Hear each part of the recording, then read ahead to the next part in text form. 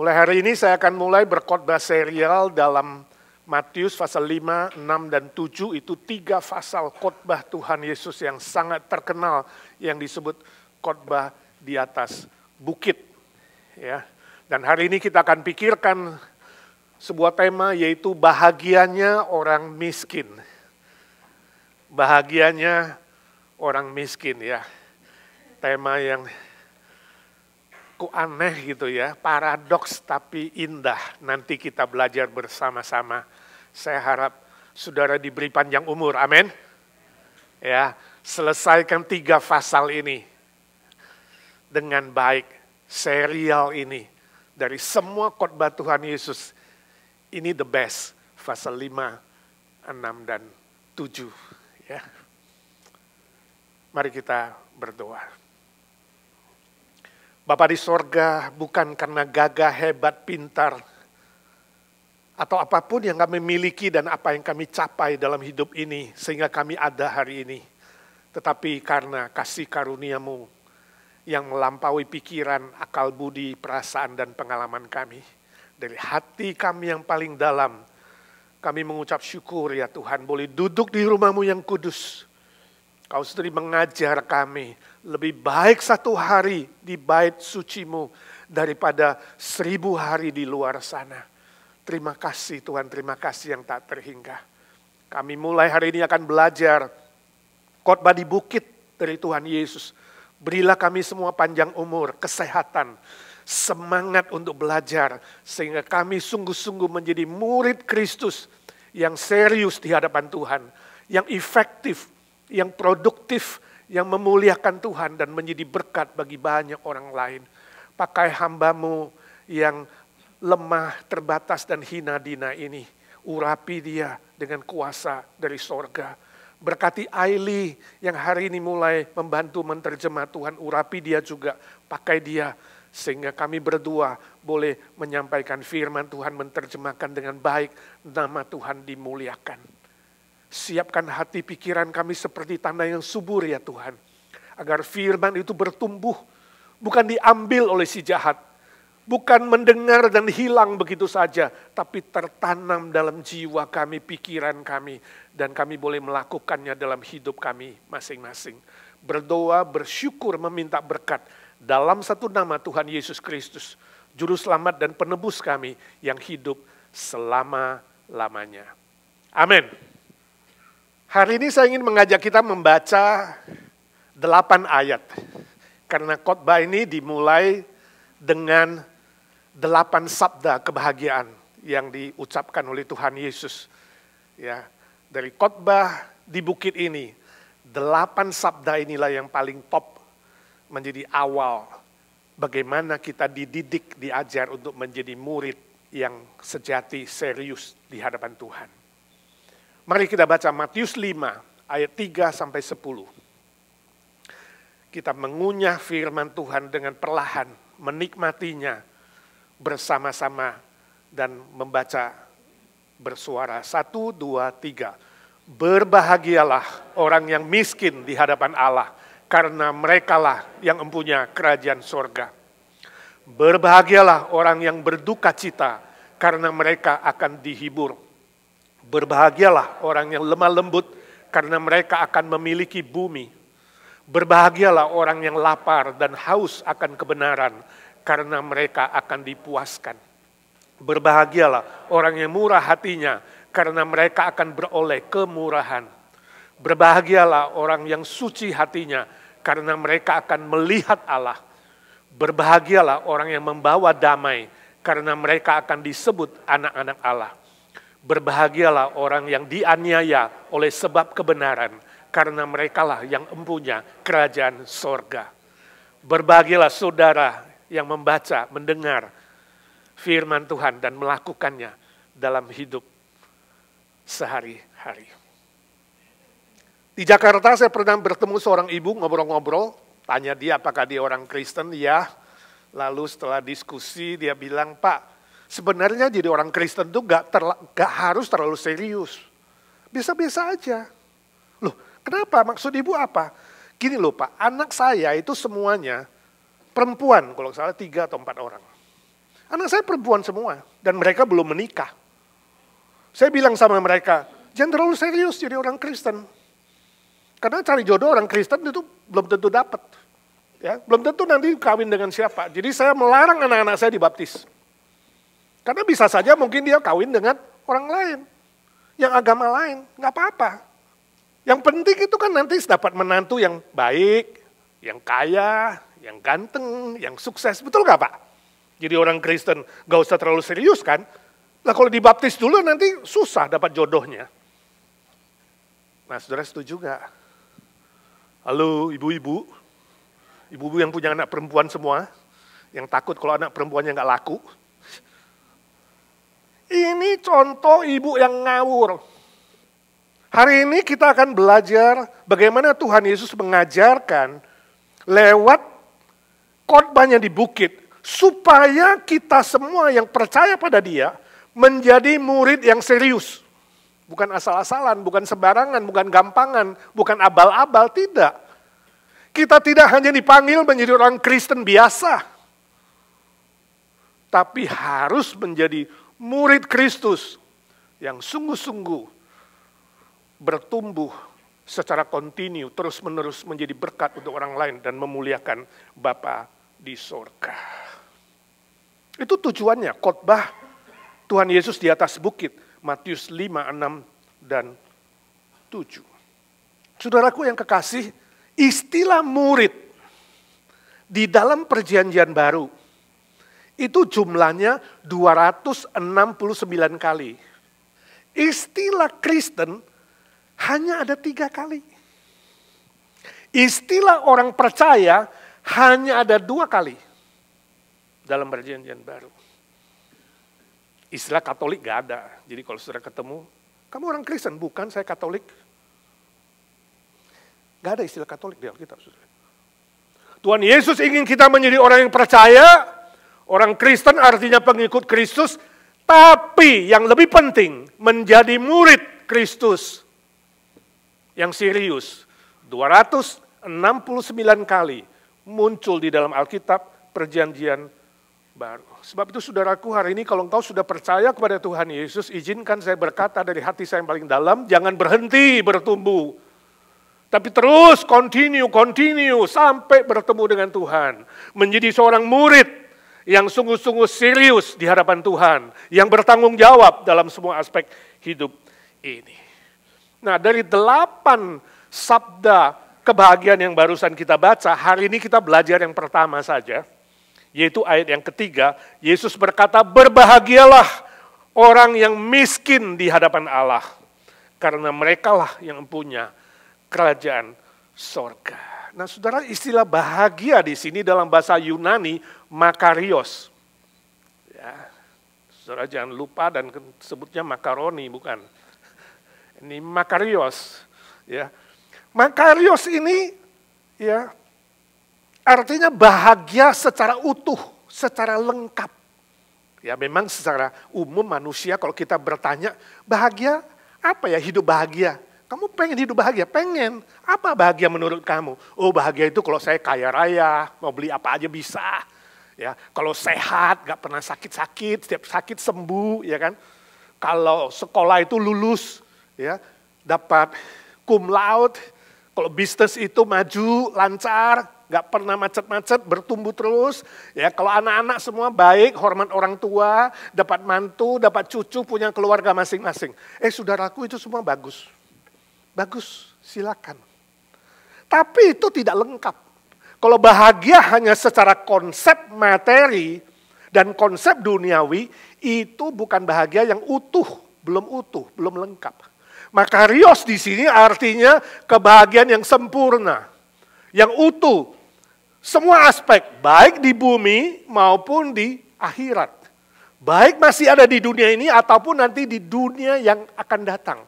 Itu memiliki sukacita yang sempurna, damai sejahtera yang sempurna, kebahagiaan yang sempurna. Itu yang dikatakan oleh Tuhan Yesus dalam Yohanes 16 ayat 22. Bahwa aku memberikan kepadamu sukacita dan kebahagiaan yang bersifat internal di dalam, bukan eksternal. Bersifat internal yang tidak bisa diambil oleh siapapun di muka bumi ini. Itu bahagia, saudara.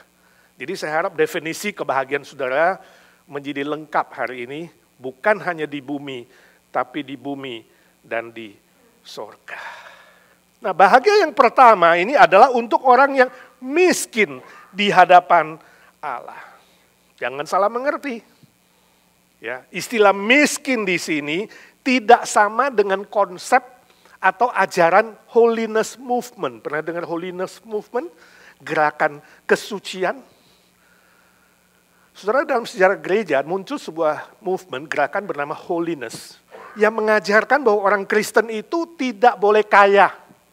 Sebab barang-barang materi di dunia itu adalah dosa. Uang pun adalah dosa. Nggak boleh kaya. Sederhana saja, miskin, bila perlu susah. Nah, dari holiness movement kemudian berkembang menjadi theology of suffering. Ya, teologi penderitaan. Ya, jadi murid Kristus, jadi orang Kristen harus menderita, sederhana. Ya, tidur jangan di ranjang yang mewah-mewah. Ya, simple aja, bila perlu tidur di tikar atau papan gitu ya. Gak boleh pakai perhiasan macam-macam. Pakaian cukup sederhana saja. Ya. Makanan juga begitu. Ya. Gak boleh alkohol, gak boleh kopi, gak boleh teh, air aja. Air ciptaan Tuhan yang paling bagus. Ya. Gak usah makan daging, bila perlu vegetarian aja, sayur-sayur. Ya. Nah, ini ajaran holiness movement. Ya. Buah-buahan, sayur-sayuran cukup. Gerakan holiness movement inilah yang akhirnya melahirkan apa? Gerakan Adventisme. Kawan-kawanmu Advent mungkin begitu kan? Gak boleh ini, gak boleh itu. Tapi di Amerika lain, saya lihat orang-orang Advent hebat, mobilnya mewah. Gak ada yang pakai kuda atau jalan kaki aja. Ini salah, ini keliru. Yang dimaksud Tuhan Yesus ini, berbahagialah orang yang miskin di hadapan Allah, bukan seperti ini, saudara. Nah, saudara jangan salah mengerti. Bahagianya orang miskin, jangan pikir, wah mulai hari ini ya saya gak boleh A, gak boleh B, bukan itu. Istilah miskin ayat 3a di sini, bukan menunjukkan kemiskinan secara rohani. Mau jadi orang kaya silakan. Bapak Abraham kaya raya. Ya, Daud kaya raya, Salomo juga kaya raya. Orang Kristen boleh kaya raya nggak secara materi? Boleh, asal jangan jadikan materi itu Tuhan Allahmu. Ya, jadi bukanlah kemiskinan secara rohani. Jadi tadinya bahagianya orang miskin, kok paradoks ya? Harusnya bahagia kan kaya. Tapi dalam hal ini adalah miskin di hadapan Allah. Miskin secara spiritual. Miskin secara rohani, artinya ada sebuah pengakuan dalam hatimu. Aku ini tidak ada apa-apanya. Aku ini orang lemah, aku ini orang berdosa. Aku ini tidak berdaya. Aku ini seperti debu. Pengakuan itu, saudara. Ya, harus punya di pikiran dan di hati kita. Dan mengatakan, kalau bukan Tuhan, aku gak bisa apa-apa. Semua anugerah Tuhan, Tuhanlah yang menyelamatkan aku. Aku sehebat apapun, hanyalah orang yang berdosa. Jadi masalah hati, saudara. Miskin di hadapan Tuhan adalah masalah hatimu rendah hati, mengaku bukan kehebatan kamu, tapi karena Tuhan. Kita hanyalah orang yang lemah dan orang yang najis di hadapan Tuhan. Memang hari ini sulit kalau kita suruh orang mengaku bahwa ya, aku ini tidak ada apa-apanya, aku berdosa, aku hina, aku seperti debu, sulit sekali. Saya nggak tahu kenapa, mungkin karena gengsi, ada yang gengsinya tinggi, ya kan? Ada yang merasa dirinya hebat, sulit mengaku. Kemiskinan rohani di hadapan Tuhan itu sulit sekali. Saya di Jakarta bertemu dengan seorang bapak, mungkin umurnya 70 lebih, saya ceritakan Yesus pada dia. Dia bilang, sorry, aku gak butuh Yesus. Aku gak butuh juru selamat. Saya bilang semua manusia kan berdosa, Om. Saya nggak merasa saya berdosa. Ya, jangan sembarang menuduh loh. Saya ini nggak pernah berzina. Saya setia sama istriku. Aku nggak pernah mabuk-mabuk. Aku nggak pernah berjudi. Aku nggak pernah menipu. Aku tidak pernah melakukan apapun kesalahan. Saya nggak pernah melanggar hukum. Hati nuraniku bersih. Memang kita akui banyak orang non-Kristen lebih baik dari orang Kristen, betul nggak? Kristen nulis cek-ceknya kosong. Dia bilang, aku punya teman-teman orang Kristen justru itu jelek. Masa bayar tulis cek-ceknya kosong? Ya kan? Aku ini saya enggak bohong, enggak curi, enggak nipu, enggak A, enggak B, enggak C, bersih hati nuraniku. Sulit loh nginjili orang begitu, sulit gak? Sulit, standar dia lumayan. Tapi dia gak sadar bahwa hati nurani yang bersih menurut dia adalah hati nurani yang juga kotor di hadapan Tuhan loh ya. Ukuran manusia dia bersih. Tapi ukuran Tuhan itu kotor. Jadi di sini Yesus berbicara soal being, bukan doing. Secara doing, ini bagus. Bagus, tapi secara being, hatinya di hadapan Tuhan tetap adalah hati yang kotor. Di hadapan Tuhan. Itu loh yang gak disadari, status dosa. Secara perbuatan dia luar biasa hebatnya. Tapi secara status, dia adalah orang berdosa di hadapan Tuhan dan membutuhkan juru selamat. Terus terang saya gak berhasil menginjili dia. Tapi saya coba jelaskan bedanya antara doing dan being, biar dia berpikir. Ya. Saudara akan ketemu orang-orang begitu. Biasanya saya bilang satu hal yang kamu gak bisa atasi dalam hidup ini adalah panggilan maut. Kalau maut datang memanggil, kamu gak bisa menolaknya. Sebersih apapun kamu.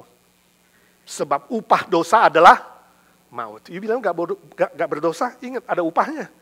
Maut. Kalau you sanggup mengalahkan maut, beingmu oke. Tapi kalau kamu tidak bisa melawan maut itu, kamu butuh Tuhan Yesus.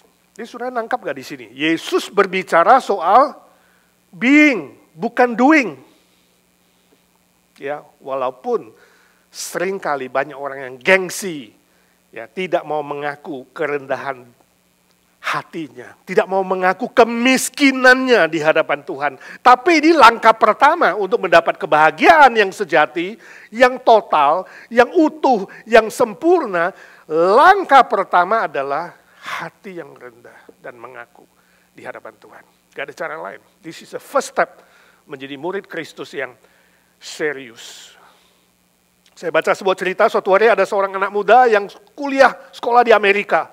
Pulang ke Indonesia, waduh, merasa diri hebat dan pinter, sombongnya bukan main. Ya, dia gak mau percaya Tuhan. Gak ada Tuhan, saya gak percaya.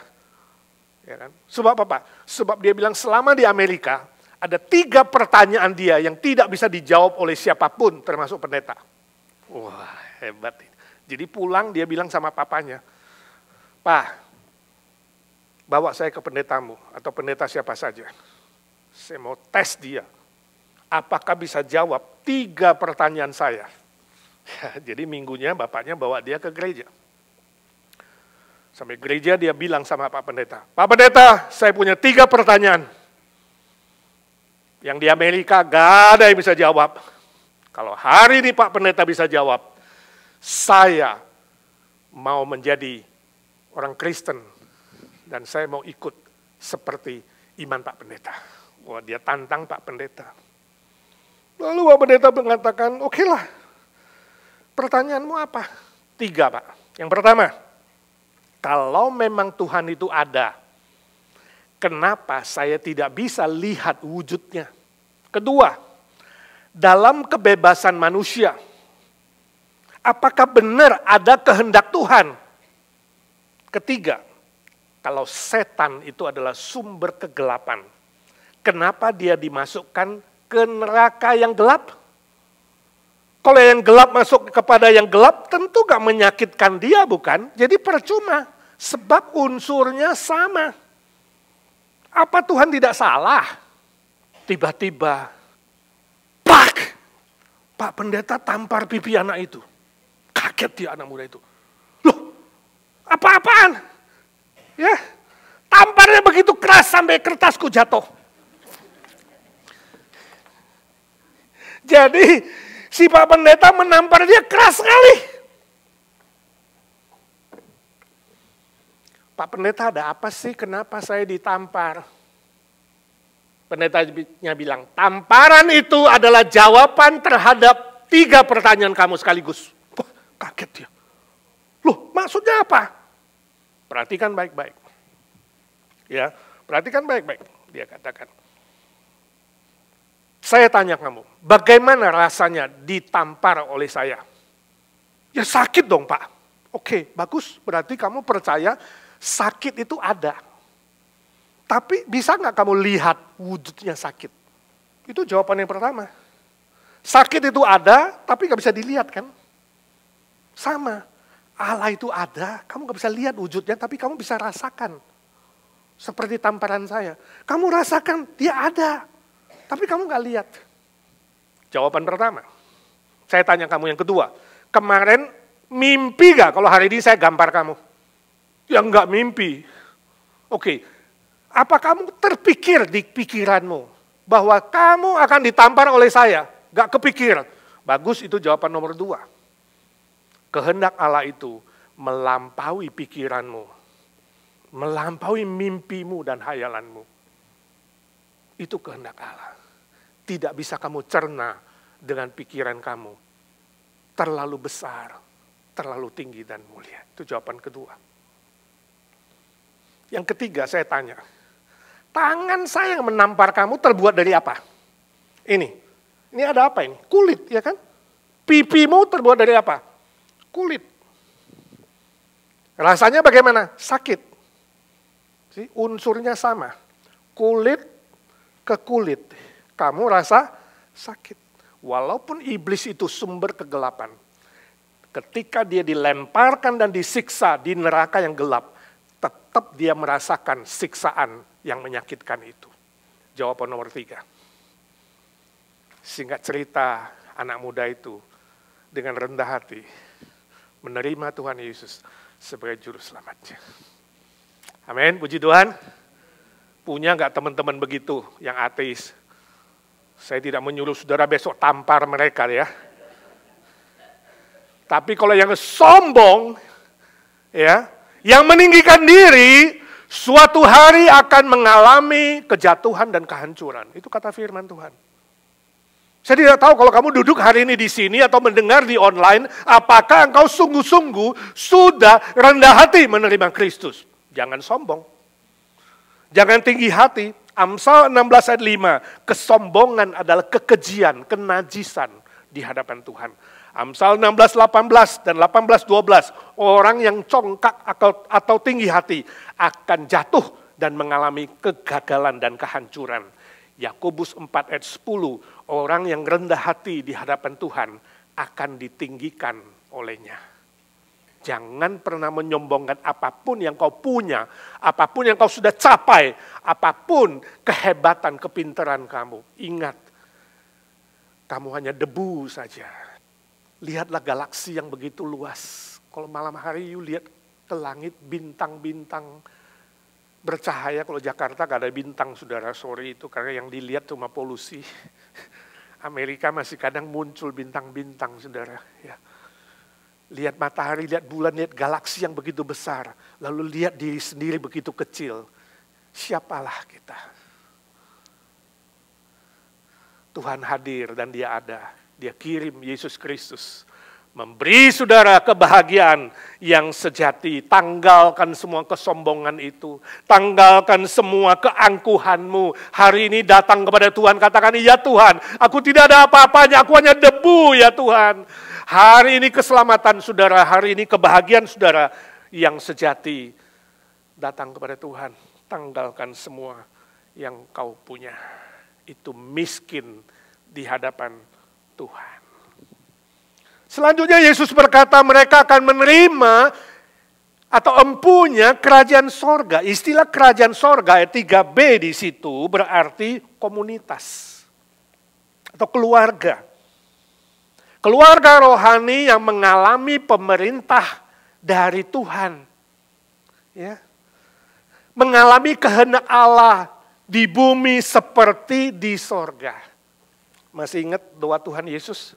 Matius 6 ayat 10, nanti kita akan ke sana. Yesus mengajarkan murid-muridnya berdoa. Jadilah kehendakmu Bapa di bumi seperti di sorga. Itu kerajaan Allah. Kerajaan Allah berarti mengalami sebuah komunitas keluarga yang mengerti dan melakukan kehendak Bapa di bumi ini seperti di sorga. Jadi di bumi kita sudah merasakan kerajaan Allah. Tapi ada arti yang kedua, kerajaan Allah di sini juga berarti rumah Bapa di sorga. Yohanes 14 ayat 1 sampai 3. Yesus bilang, aku kembali ke rumah Bapa menyediakan tempat bagimu.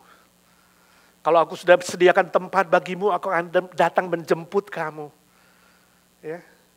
2 hari lalu Cilis dipanggil Tuhan. Dia kembali ke rumah Bapa. Ya bersyukur bulan lalu masih bisa besuk dan beri dia perjamuan. Bulan ini belum mulai. Ya, kirain minggu depan mau kasih perjamuan Juli, tapi dia sudah pergi duluan. Tapi bulan lalu kita udah confirm imannya bersama Pak Amri, Ci Silvi, kami besuk perjamuan bersama, dia udah mantep. Ya. Dia kembali ke rumah Bapa di sorga. Gak ada sakit penyakit, gak ada demensia, ya. Gak ada bil yang harus dibayar, gak ada stres, gak ada depresi. Bahagia selama-lamanya, mulia, kekal, selama-lamanya. Yohanes 14 ayat 1 sampai 3. Permisi tanya, sudahkah saudara memiliki rumah Bapa di sorga? Mungkin di bumi kamu gak punya rumah, gak apa-apa. Di bumi hanya numpang, gak apa-apa. Ya. Bahkan di bumi sering digusur-gusur, apalagi di Indonesia ya. Bisa digusur, banjir digusur. Jangankan yang hidup, kuburan aja digusur. Itu bumi. Tapi di sorga, bahagia, mulia, kekal, selama-lamanya. Kalau engkau belum memiliki jaminan itu, Yesus bilang jangan gelisah dan jangan takut.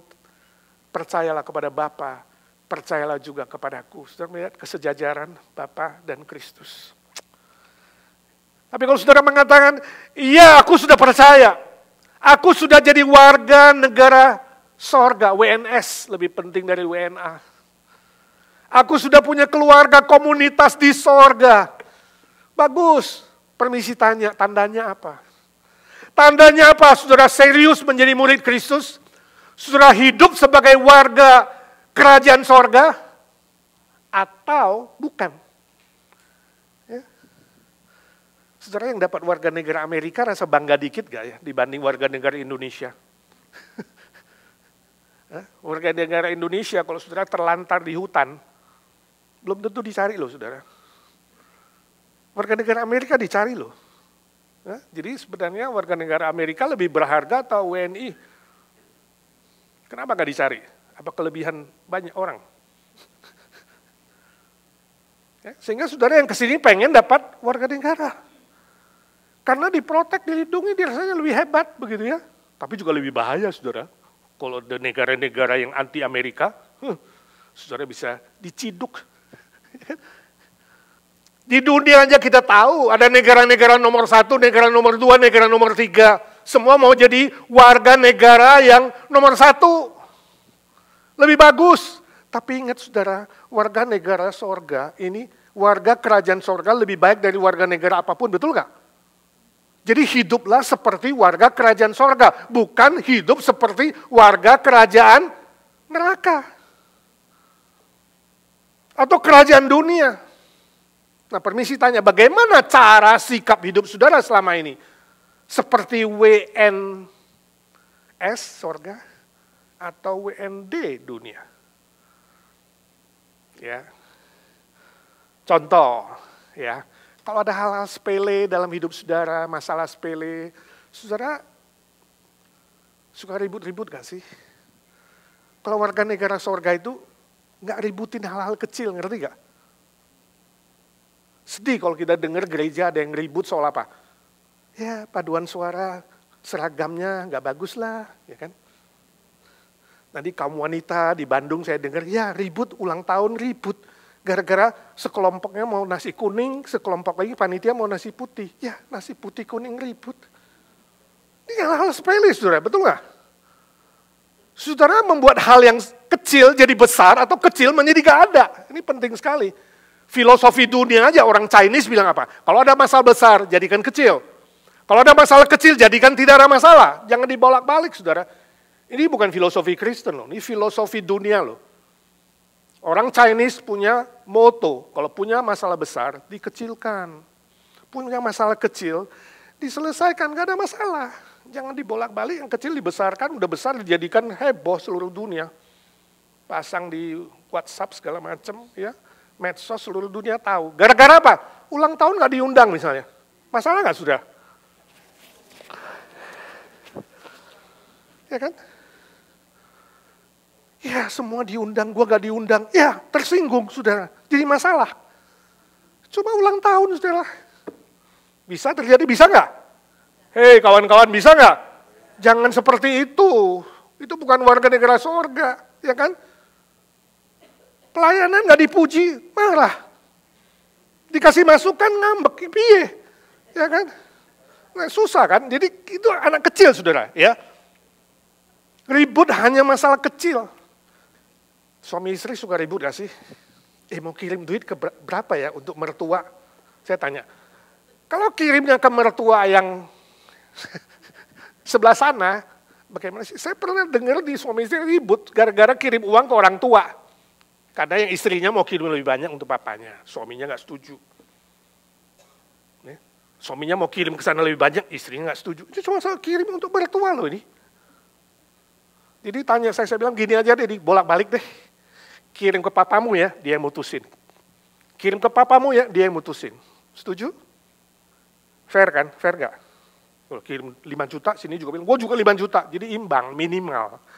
Daripada ribut-ribut kecil besar. Ini jangan ribut masalahnya. Hanya uang loh. Mobil disenggol dikit, jadi besar saudara. Mari saudara. Saudara yang sudah ngaku murid Kristus, mari kita hidup seperti warga negara sorga. Amin. Masalah besar, jadikan kecil. 1, 2, 3. Masalah besar, jadikan kecil. Masalah kecil, jadikan 0. Nggak ada masalah. Ini warga negara sorga. Hidup dengan lebih dewasa. Ya. Contoh lain, jangan suka mengeluh, jangan suka sedih, kecewa, marah-marah sama Tuhan. Kalau ada sedikit kesusahan. Karena Tuhan itu gak bisa kamu atur-atur. Kok Tuhan gak berkati gue sih? Ya, kok dia diberkati gue enggak sih? Jadi ngatur Tuhan kalau gak berkati saya, doaku gak dijawab. Gak ke gereja lagi. Jangan gitu saudara. Ya, ada yang begitu gak? Ada juga. Doa ngatur Tuhan. Harusnya kan begini. Kenapa begono? Jangan. Ya, belajar menerima keputusan Tuhan. Belajar menerima acceptance itu penting sekali. Dan saudara tetap bisa sukacita. Bisa bahagia. Jangan dikit-dikit ngeluh, sedih, susah. Karena ada tantangan kesulitan. Ini masih di bumi. Gak bisa kalau gak ada masalah. Ada gak di bumi? Tempat yang tidak ada masalah, ada nggak? Ada 2. Forest Lawn, Rose Hill. Hati-hati saudara, jangan termakan siasat iblis. Membuat saudara hidup seperti orang-orang yang tidak mengenal Tuhan. Orang-orang yang tidak mempunyai Tuhan. Tapi hiduplah sebagai warga kerajaan sorga yang lebih mementingkan hal-hal rohani daripada hal-hal jasmani. Yang lebih mementingkan firman Tuhan daripada kebenaran diri sendiri. Yang lebih mementingkan moral yang baik dan benar. Bukan mementingkan kekayaan materi, keserakahan, kuasa dan nama. Bukan. Lebih mementingkan kemuliaan Tuhan daripada kemuliaan diri sendiri. Itu warga kerajaan sorga. Rasul Paulus ketika mengenal Kristus, dia mengatakan, apa yang dulu aku anggap berharga. Dia orang hebat. Punya nama, punya pendidikan, dia murid dari Gamaliel. Ya, dia Yahudi asli, Ibrani asli. Ya. Dia Farisi, ahli Taurat, pinter, kaya, punya segala sesuatu. Apa yang dulu ku anggap berharga, kini ku anggap sampah. Bahasa aslinya, kotoran manusia. Karena mengenal Kristus, sesuatu yang mulia, yang sorgawi, lebih mulia, lebih berharga daripada apa yang di bumi. Itu Rasul Paulus. Ya, pulang sudah baca Filipi pasal 3. Sebab itu belajar bersyukur kepada Tuhan. Tuhan, aku bersyukur keselamatan, kebahagiaan utuh yang kau berikan padaku melampaui apapun. Aku bersyukur tidak terhingga ya Tuhan. Setiap pagi kalau sudah bangun masih diberikan nafas, naikkan kata-kata syukur. Tuhan, aku bersyukur ditambah 1 hari lagi Tuhan. Beri aku hikmat hari ini supaya aku menjalani hidup ini sebagai warga kerajaan sorga. Amin. Itu doa tiap pagi. Selain itu carilah kesempatan. Bila perlu usahakan semaksimal mungkin. Ciptakan kesempatan untuk memenangkan jiwa. Mengabarkan Injil kepada orang-orang di sekitarmu. Itu murid Kristus yang sejati. Jangan tunggu kalau nanti ada KKR, kalau Paskah dan Natal. Tadi ayat pembimbing kita mengatakan beritakanlah firman itu, siap sedialah. Baik atau tidak baik, waktunya. Jadi kapan paling baik? Senin sampai Minggu, kapan hari paling baik untuk ceritakan Yesus? Ya setiap hari, setiap saat, setiap keadaan. Saya baca sebuah cerita suatu hari burung pipit ngobrol dengan temannya, burung merpati yang dianggap lebih bijaksana. Ya, lebih pintar, lebih hebat karena zaman Nuh. Ya, waktu ada air bah itu, burung merpati itu yang pertama kali dilepas. Untuk menjelajah, mencari apakah bumi ini sudah kering. Jadi pipit suka sekali bergaul dengan burung merpati. Jadi suatu kali burung pipit bertanya pada dia, temanku merpati, menurut kamu salju yang turun, serpihan salju yang halus itu, beratnya berapa? Merpati bilang, itu begitu halus. Tidak ada beratnya. Oh iya, tidak ada beratnya. Kalau gitu aku mau cerita pengalamanku, kata si burung pipit. Nah kemarin itu aku bertengger di sebuah cabang pohon cemara. Karena aku gak ada kerjaan, iseng-iseng aku menghitung serpihan salju yang jatuh ke sebuah ranting. Aku hitung-hitung jumlahnya adalah persis 3.741.952 jumlahnya. Sampai hitungan itu aku menunggu, lalu turun lagi satu serpihan, ya, yaitu serpihan ke 3.741.953. Ranting itu patah dan jatuh. Jadi kawanku, cuma butuh satu serpihan yang menurut kamu tidak ada bobot dan beratnya. Tapi di tengah ketenangan salju yang halus itu, ternyata butuh satu serpihan lagi. Ranting itu kemudian patah. Oh, merpati langsung berpikir, ini genius, ini luar biasa. Jangan-jangan butuh satu rayuan lagi kepada kekasihku. Sehingga nanti dia say yes atas rayuan saya. Ya, rupanya kemarin dia propose. Merpati jantan itu propose sama pacarnya, ditolak. Jadi dia bilang, oh mungkin aku butuh satu kali lagi rayuan. Lalu dengan semangat dia mengatakan, terima kasih kawanku burung pipit, aku segera menemui kekasihku. Dia terbang dengan semangat. Sudah menangkap pelajarannya. Saya tidak tahu dalam hidup ini kamu pernah gagal gak? Gagal cinta, gagal studi, gagal bisnis, ya, gagal pacaran, ya, gagal pekerjaan, gagal apa lagi? Gagal penginjilan. Jangan cepat putus asa. Apa? Jangan cepat putus asa. Dibutuhkan satu kesempatan lagi. Satu kesempatan lagi Tuhan akan memberkati kamu. Bangkit kembali, tetap bersemangat. Maju, lakukan satu kali lagi. Katakan, ya Tuhan, aku mau coba satu kali lagi. Sebab murid Kristus tidak gampang kecewa dan putus asa apapun yang terjadi. Selagi nafas di kandung badan ini, coba satu kali lagi. Sekali lagi maka dia akan memberkati kamu. Cari kesempatan satu kali lagi. Ciptakan kesempatan satu kali lagi. Dan lakukan itu, mungkin kamu ditolak setiap kali menginjili.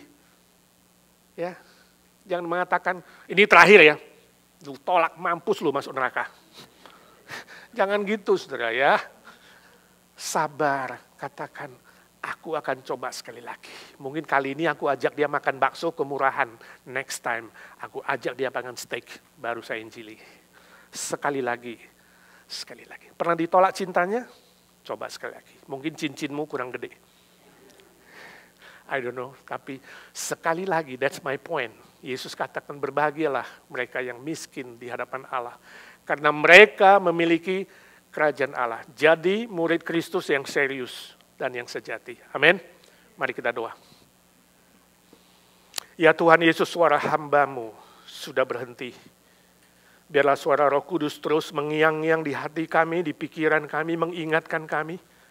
Kalau di antara kami ada yang belum sungguh-sungguh rendah hati menerima Tuhan Yesus sebagai Juru Selamat dan Tuhan, hari ini hamba-Mu berdoa dalam nama Tuhan Yesus.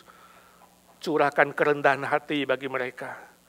Mau mengaku dengan mulut dan percaya dengan hati, Engkaulah satu-satunya Juru Selamat dan Tuhan, yang bangkit dari kematian, yang sanggup memberikan kebahagiaan yang sempurna dan utuh. Bagi kami semua yang sudah menerima Tuhan, mengaku sebagai orang Kristen, jadikan kami tidak berhenti sebagai orang percaya. Tapi kami menjadi murid. Murid yang rendah hati, murid yang siap diajar, siap belajar. Dan murid yang berbuah, memberitakan cinta kasih-Mu kepada orang lain. Hidup sebagai warga kerajaan sorga yang memuliakan Bapa di sorga. Dan menjadi berkat untuk sesama. Dalam nama Tuhan Yesus kami berdoa dan memohon berkat Tuhan. Amin.